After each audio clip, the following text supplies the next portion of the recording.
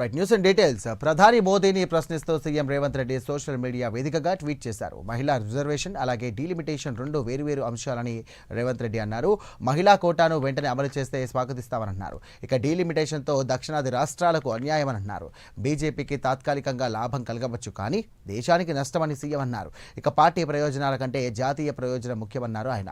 ఇక డీలిమిటేషన్కు ప్రత్యామ్నాయ మార్గాలు ఆలోచించాలంటూ సీఎం సూచించారు. ఇక డీలిమిటేషన్పై జాతీయ ఏకాభిప్రాయం అవసరమని, అన్ని పార్టీలతో చర్చించాలని ఈ సందర్భంగా రేవంత్ ఎక్స్ వేదికగా పోస్ట్ చేశారు.